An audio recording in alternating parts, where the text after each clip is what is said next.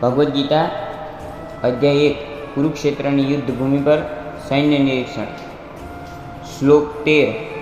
તતઃ શંખાશ્ચ મૈર્યશ્ચ પણવાન કગોમુખા સહસેવાભ્યહન્યન્તુ સશબ્દસ્તુ મૂલો ભવત. અનુવાદ. ત્યાર પછી શંખ, નગારા, તુરાઈ તથા સણસિંગા અચાનક એક સાથે વાગવા લાગ્યા, જેનો સંયુક્ત વાઘ ઘોષ બહુ ઘોંઘાટ ભર્યો હતો. શ્લોક 14.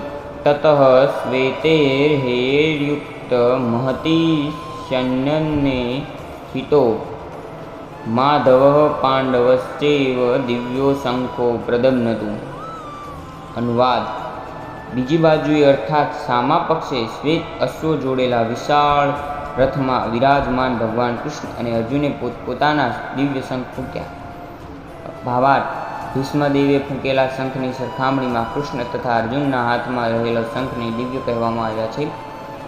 દિવ્ય શંખોનો ઘોષ સૂચિત કરતો હતો કે સામા પક્ષે વિજયની કોઈ આશા ન હતી, કારણ કે ભગવાન કૃષ્ણ પાંડવોના પક્ષે હતા.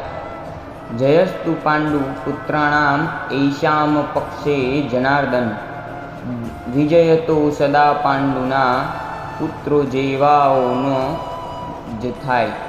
કારણ કે ભગવાન કૃષ્ણ તેમની સાથે છે અને જ્યારે જ્યારે તથા જ્યાં જ્યાં ભગવાન ઉપસ્થિત હોય છે ત્યારે ત્યારે ત્યાં લક્ષ્મી દેવી પણ ઉપસ્થિત હોય છે, કારણ કે લક્ષ્મી દેવી પોતાના પતિ વિના કદાપી એકલા હોતા નથી. તેથી વિષ્ણુ અથવા ભગવાન કૃષ્ણના શંખથી ઉત્પન્ન થયેલા દિવ્ય ધ્વનિનો નિર્દેશ થતો હતો. તે પ્રમાણે વિજય તથા શ્રી બંને અર્જુનની પ્રતીક્ષા કરી રહ્યા હતા. તદુપરાંત જે રથમાં તેમાંથી એવો બંને મિત્રો બિરાજેલા હતા, તે રથ અર્જુનને અગ્નિદેવ આપેલો હતો અને તેનાથી એવો નિર્દેશ મળતો હતો કે 3 લોકમાં જ્યાં જ્યાં તે રથ જશે ત્યાં સર્વત્ર વિજય નિવડશે. જય શ્રી કૃષ્ણ.